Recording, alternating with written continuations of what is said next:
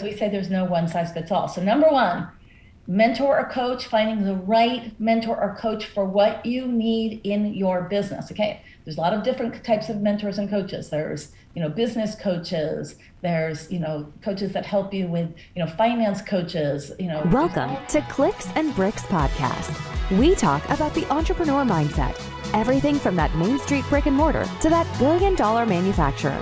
Be sure to head over to clicksandbricksacademy.com so you can access all the resources to start improving your sales today. Welcome to Clicks and Bricks. My name is Ken. Today I have Lisza with the Health and Wellness Business Profit System.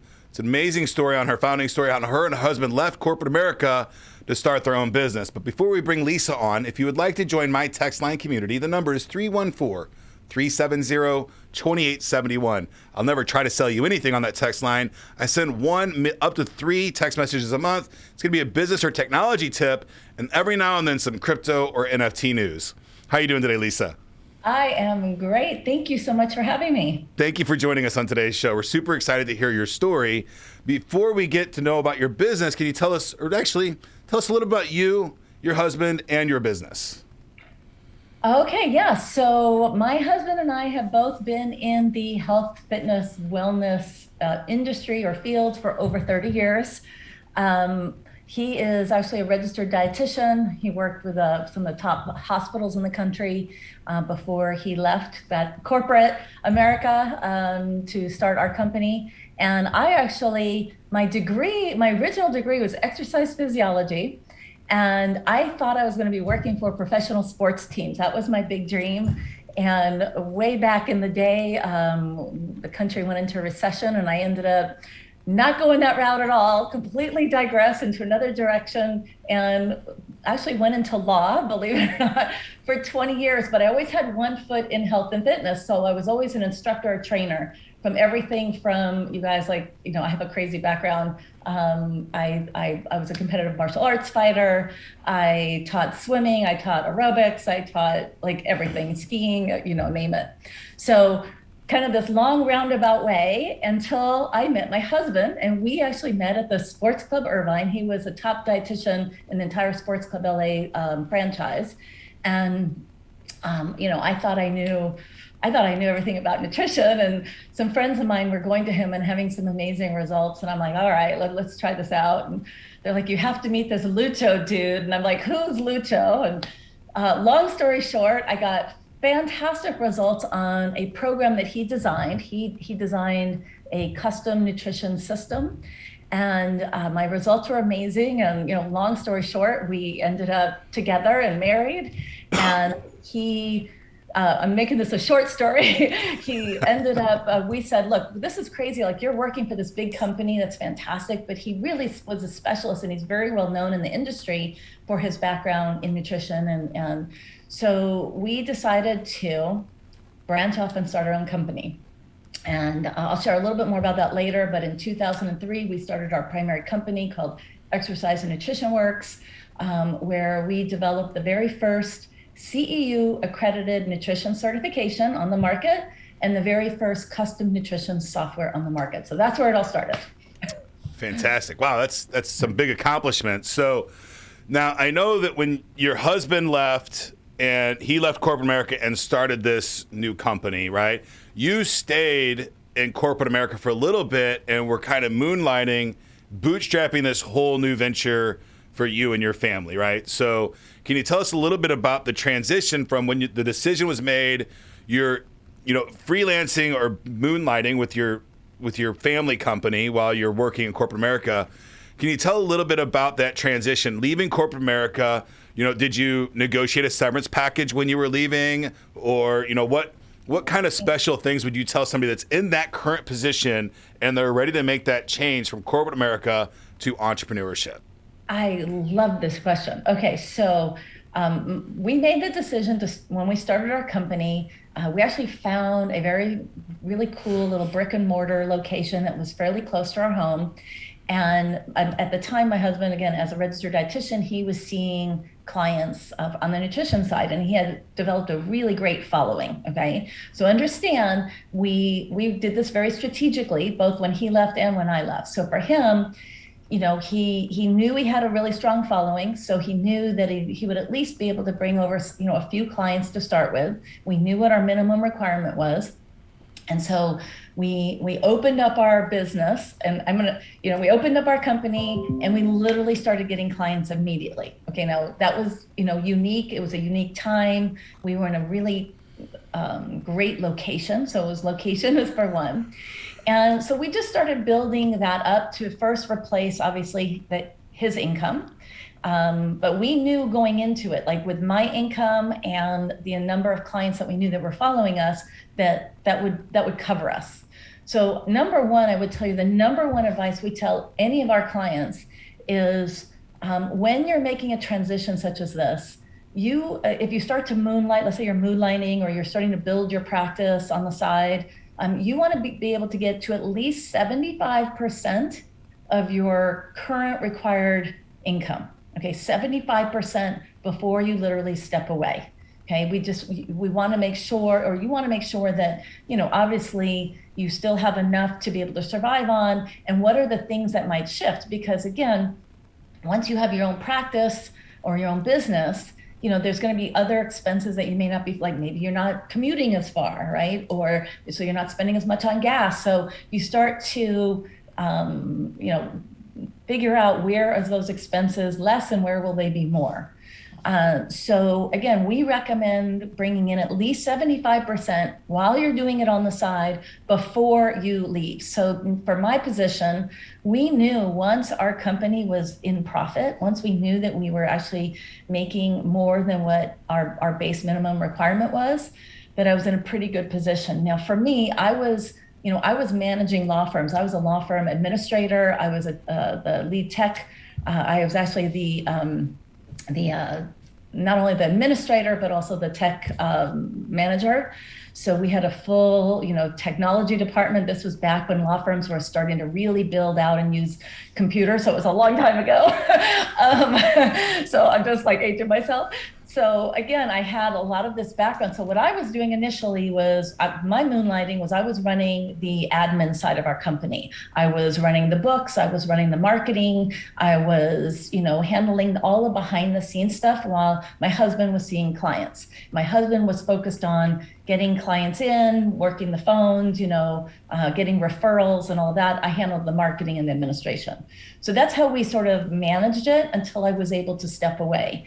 And then we made the decision at the time when the income was enough to support both of us, what was it that I needed to do? So we also knew how could I then multiply our income once I have full-time focus.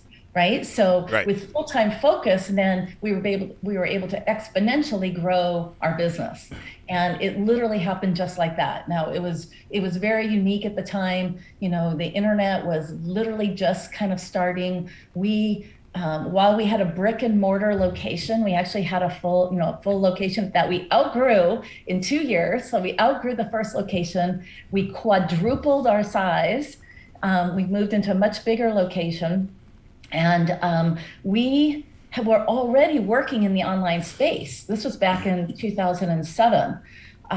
So we started working in the online space back then, which I'm going to tell you changed everything for us because, of course, you guys all know this. When, brick and mortar is great for working in your local area, but how do you expand that reach? And that's where online changed the entire business model. Yeah. Prior to online, you could only open more locations or franchise maybe, and the franchise model has a whole bunch of new challenges that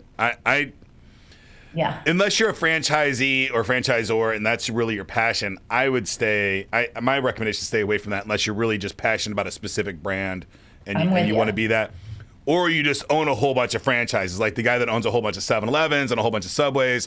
That's a different model, but squeezing the margins out of those kinds of companies is just really challenging, or at least that's been my experience. And it's also very expensive. It's very expensive to get started, and you don't own any of the upside, right? When you have your own company and you have a brick and mortar and you bring that online, then the upside is limitless. and you can have a reach that's tremendous. And your upside is you own your intellectual property, whereas your franchise, you don't own anything. Absolutely. You And own the rights to sell their product for 5 or 10 years, whatever your contract is. and you're selling their product based on their model. But with your own business, you can adapt, you can pivot, you Right. can change. And you guys, if the last 2 years taught us anything, is you have to have the ability to pivot quickly. Yes, Okay? absolutely. Absolutely. You have to be able to do that. Fantastic. So now you and your husband, full time in the business, running the business, but you've made some pivots and added some stuff, right? That was originally your health and wellness brand, but now your health and wellness business, Profit Systems, Yes. right? So you've made not only some pivots, but you've added additional lines of business to increase your revenue under that health and wellness brand, right? Absolutely. So can you tell the audience, what would your top 3 things that if you're in the health and wellness business and you're currently happy, you're running your business, you're content, the bills are paid, but you're not making a whole lot of profit, right? So what would 3 tips be for that person to really start accelerating their profit, not necessarily just staying alive, but thriving in their market? Absolutely. Yeah, we talk about this all the time because the purpose of business, right, is to make profit. That is the purpose. Yes, it is to help people. Yes, it is to, be of service. It's all of that. But unless you're making a profit, right, you are then up, you're either upside down or you're just barely surviving and barely paying your bills. The beautiful thing is when you're in profit, you are then able to do more, be more, give more, and be of service more, right? Because now you have more cash flow. So one of the key things that we teach is to understand like your numbers and understand where do you need to be in profit. So my 3 key tips are this, and this is what I share with everyone. And by the way, we practice what we preach, okay? So I'm going to share with you in 18 and a half years of being in business, the number one thing that has been an absolute imperative for us is to always have some kind of a mentor or coach, okay? A mentor or coach. We have invested, and I'm not exaggerating, we have invested hundreds of thousands of dollars to have mentors and coaches see into our business and see things that we cannot see. Okay, so even as a business coach and as a business mentor, we invest in our own business mentors because when you're in your business, right, you're tunnel vision, you're seeing like this. And somebody else, a mentor, can look down and see the big picture and see things that we can't see ourselves. And I'll share in our last 18 years, there was only one time that we did not have a business coach or mentor. And that was the one time that our business went completely off track. Okay, so having somebody who is not only seeing this, asking the right questions, challenging us, right? Pushing us to strive better, because we have a saying in business, which is new level, new devil, right? As you up level in your business, as you hit that next point, you're gonna have new challenges that happen. And I don't care if you're making 5,000 a month, 500,000 a month, or 5 million a month, you always will have new challenges. And trying to address those when you're new at that level isn't going to give you the answers that you need. But having a coach or a mentor who's at that level or has been at that level or is at that level or above is gonna make all the difference. And so the key is finding the right mentor or coach, right? Somebody who is, knows your industry, who is there or above or greater, right? That has, background experience, and not just because they just did it, they're now coaching, right?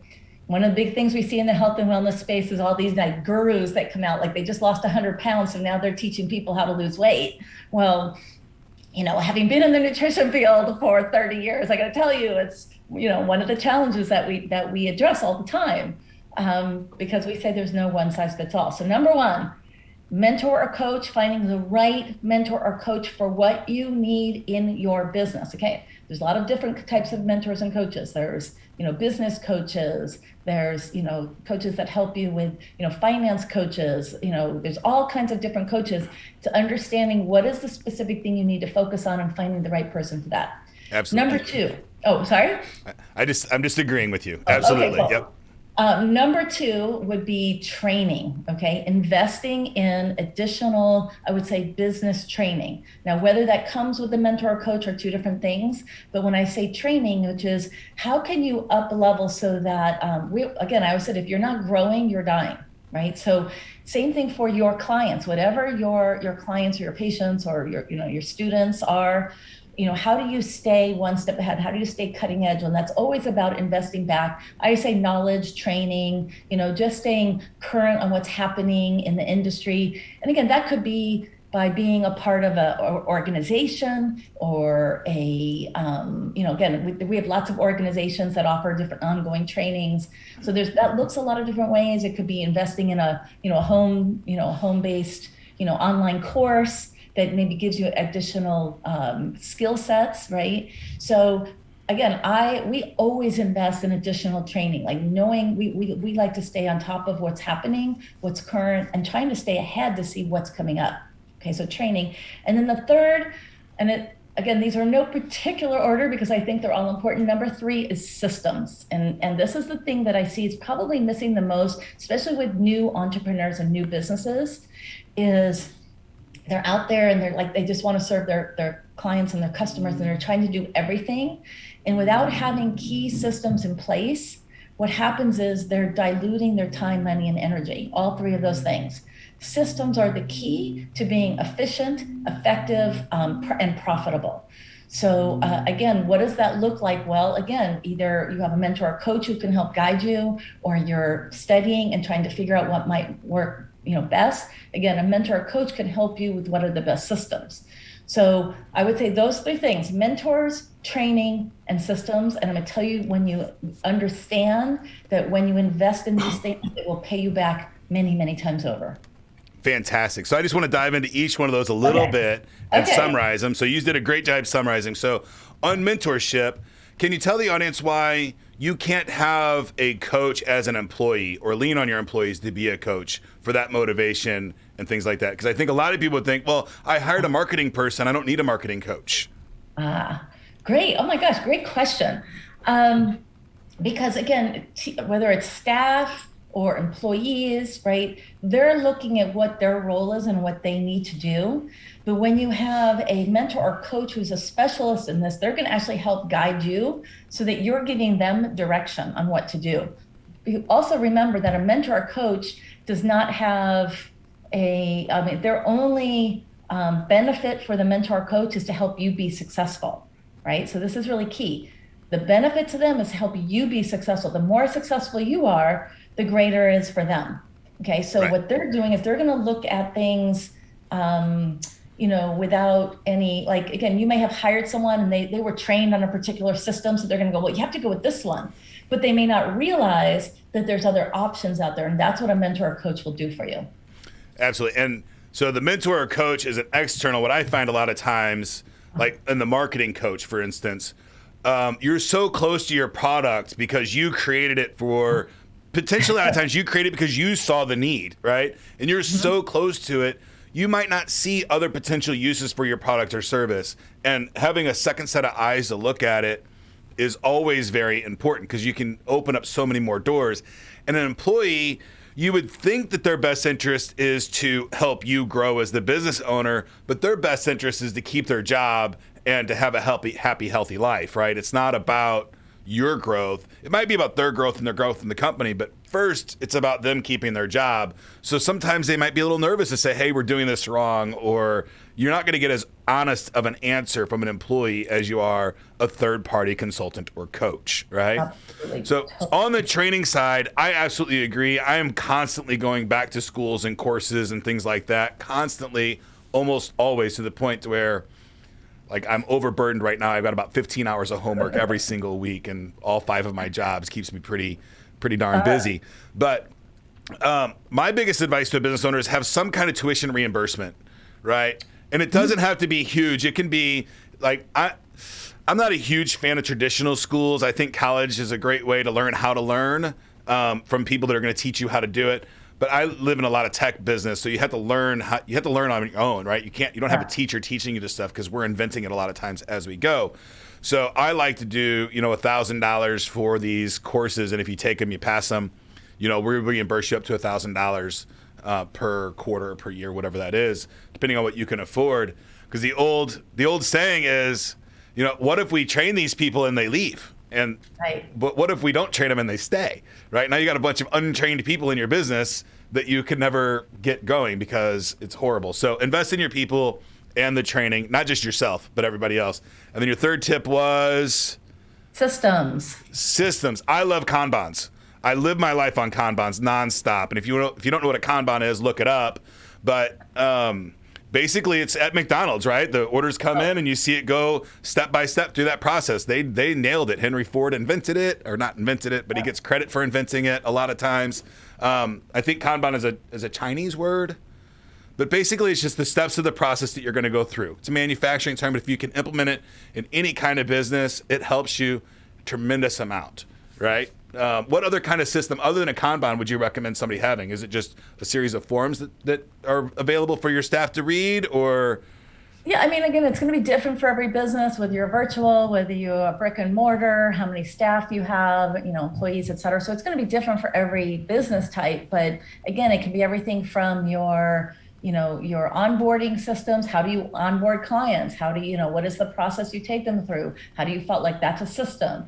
What is your marketing systems? What are your payroll systems, your admin systems, right? So there's, Right. Again, there's a lot of variables. And again, it's about really dialing in how can you systemize as much as possible, Right. so that you're spending your time, money, and energy on income producing activities. So this one's a tough question. We did not pre-qualify you for this question, Okay. but I'm interested in hearing what you have to say, and I think your tech chops will help you answer this in a unique way. When you're building these systems, what kind of risk assessment should a person do or a business do when they're deciding if they're going to buy or build? Buy a system or Buy a system. So for HR, I hire Bambi for my onboarding, right? I have a system. I outsourced my system for onboarding new employees, and I've hired a service called Bambi, and I set it all up with them, and they track it and all of those things. I bought that system, and I didn't build it. I was using a system that I built before that, and I found out later that for HR, it's better to have third party kind of checking some of these boxes, right, during a risk assessment. So I made the decision for my onboarding of new hires, reading the security documents, reading the best practices, right, all of those things. I outsourced that. I bought it. I did not build that system in-house. So do you have any insight on when you're making a decision in a business on the risks of buying versus building, or vice versa? Sometimes there's a risk of building versus buying, right? Absolutely. And I always, for tech entrepreneurs, I feel like they're constantly trying to build everything because they think that they can do it better. And a lot of times there's an easy solution sitting right there that's $100 a month that would let you focus on your core product. I could not agree with you more on that. Right. Okay. So yes. Okay. So again, when you're doing the assessment, it is understanding time and money, right? So if you're building it yourself, do you have the expertise? Do you have the time? And do you have the money, right, to take away from your actual current business right now? So I'll give you an example. Let's say you're a chiropractor, okay? You're a chiropractor, or you're a gym owner, okay? You know how to run your business. You know how to get new clients in. You know how to, for your chiropractor, how to treat your clients, et cetera. Is your expertise in building a system and, hiring people and going through all that stuff, does that make sense for your time, right? Your skill set. So we always help our clients figure out their time value, right? What is their time value? Right. So if your time value is $250 an hour, okay, if you're doing anything that is less than $250 an hour, then you shouldn't be doing that, okay? You need to figure out a way or a person or a system that can do that for you. So what you just shared, Ken, which was fantastic, which is you guys, in this day and age, with so much that is out there and available, I guarantee you, right, like it is so much easier right now to find something that's already existing that may be 90% of what you need, right? Maybe it's 90%. Maybe it doesn't have that last 10%. There's something missing, but that 10% will take a minimum amount of your time versus 100% of your time building something from scratch. Okay. So it's Right. about research, right? Researching it and find what is existing. I usually will try and do this. I like to narrow it down to three. I'll find three similar type programs, right? When I'm researching, like, is there something out there that does this? I will start researching. I'll narrow it down to the top three. And out of the top three, I then analyze, this one does this, this, and this, this does ABC, this one does A, B, C, D, E, and this one does, A, B, and X, Y, right? Right. And then I analyze, what do you need the most? And then once you figure that out, then make a decision that, cost wise, et cetera, like also comparing costs. What can you start with? So I absolutely agree with you, Ken, that again, most systems that these days can already, are pretty much already done for you. It's just a matter of either finding it or having someone find it for you, give you three options. I don't like going any more than three because then you start getting too much information. And then again, a cost analysis, what makes the most sense. Unless it's something that is only like, I'll just share, when we were creating our original nutrition certification, that came from my husband's knowledge out of his brain, right? Right. Like, his years and years of experience. That was something he had to develop, right? Correct. But once he developed that, once we had that, we hired developers. Okay, and I'm gonna tell you, that was the worst nightmare of our life, but we did it. We went from what he created to, developers to going online.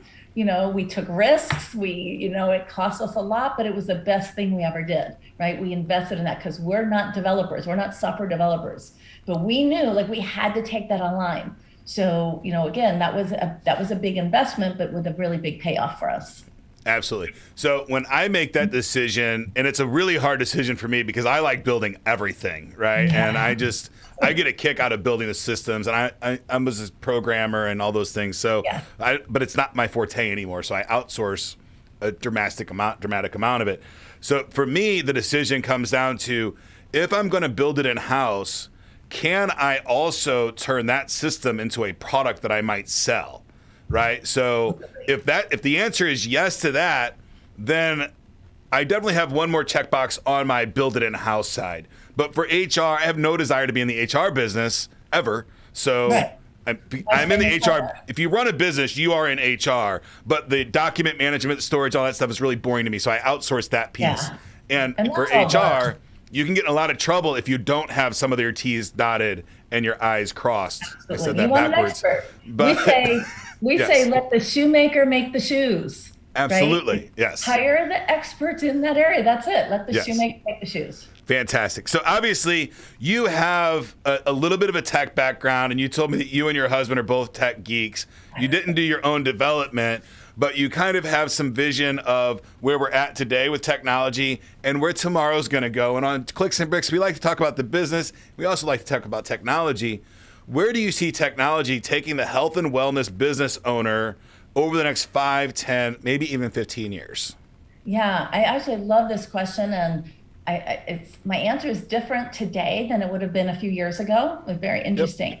So, and I'll share with you, because part of what we do is when we coach and mentor our clients, and they're small to medium-sized businesses, which is, what is the best systems, right? What are the best systems, the software, et cetera, for your business, right? Not somebody else's, but your business, meaning the structure that you have, where you're at now, where do you want to go? Where do you see it? Like, do you want to just stay, a sole practitioner and you're just happy with that? Or do you want to grow this, right? So you have to understand, what are their goals first. Once you understand that, again, then you can start, recommending platforms that will support that, right? That would support where they're at and where they want to go.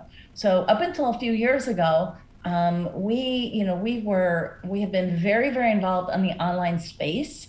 And either if we weren't using the systems, we had access to get in and understand the systems so that we could make really clear recommendations to our clients. It wasn't recommendations based on, oh, well, this is what we use and you need to use this. It was, you're this type of a business, we're going to recommend this because of X, Y, and Z, right? Like, and I'll give you an example. Again, at least with what we deal with. I'm not sure if you're familiar with Infusionsoft. We love Infusionsoft. It's great. But Right. back in, Infusionsoft has been known for a very long time as Confusionsoft, right? It's a Mac Daddy. It's a beast of a program, right? And especially 10 years ago when we transitioned to it, like it's a beast. And even for us, we had 2 years of overlap of our previous system and Infusionsoft to transition everything, okay? I always say it's like giving a Ferrari to a teenager. So somebody starting out as a brand new entrepreneur, I would never recommend it because it's the Ferrari, right? They don't know how to drive it. Right. We would start with this simple system and have them grow up into it. Now, if they're an established company, they're pretty big, they've got lots of things, there's lots of components that need to handle, great, okay? And again, I'm not bashing Infusionsoft. We've been with them for 10 years. They're really specific and well-known for what they do. But you have to be able to know what is right and not. I can't tell you how many small business owners were sold that, and it was just too much for them. So, we have been dealing this for years where it's like, you need a calendaring, a scheduling system, and then you need a forms thing, and then you need, your CRM, and you need this, and you need this. So my answer to your question is this: where I see this evolving, and this is something that we have been implementing and rolling out for our clients, is, and again, I would never have said this a couple years ago, but more of an all-in-one, we call it our system, our business console, literally our business console. And so we have rolled out, we've been watching it for a few years. We've been involved with it for a few years now. We've created everything where we can literally run Command Central from one platform. Command Central. And this is especially powerful for small to medium-sized businesses, okay? Where they're not having 12 different logins, right? And then they have to remember, and then they got to log in here, and then how does this one interface with this, and how do you get them to talk together? That's always been one of the challenges. But in the past, I'll share what I summarized to is, again, I'm going to be aging myself here. No problem. Do you remember when they first came out with the 3-in-1 fax machines? Do you remember way back then? Okay. So they came out with these fax machines that would fax and copy and scan. And everyone thought that was great, but there was all three things and they didn't do any of them well, right? Like when they first came out, the scan was like bad and you couldn't really see them. And so, like they didn't work well in the beginning, right? It took a few years for that to evolve, right? So it took a long time. So, up until fairly recently, because, the online space has changed so much and the abilities have changed so much, we really hadn't found a platform that did them well, right? They would do one thing really good, but the other thing not so well. And so, again, that has evolved and changed. And I'm going to tell you, my foresight on this is getting companies to be able to run everything from a main business console, to simplify their life, to simplify their business, but be able to manage their marketing, their forms, their intake process, their enrollment process, like all of that stuff. You guys can be so automated these days, it's incredible. And we write full systems, plug and play, boom, turn it on and go. So fantastic. I think that's changing everything. Yeah. So when you talk about Infusionsoft and stuff like Infusionsoft and Salesforce, I look at those softwares very much that they're subjective softwares.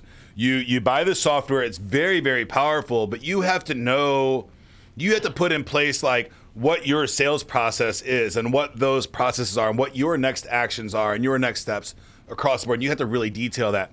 I agree with you that small business needs to have more objective software. So a gym, for instance, there's a bunch of them. There's MBO and there's Zen Planner. Like there's all of these different full back office billing, booking software packages that I think are perfect for the small gym. I'm a huge fan of Zen Planner. I like things about MBO, but moving past the back office conversation, I agree. The easier you can get down to a single pane of glass, the better.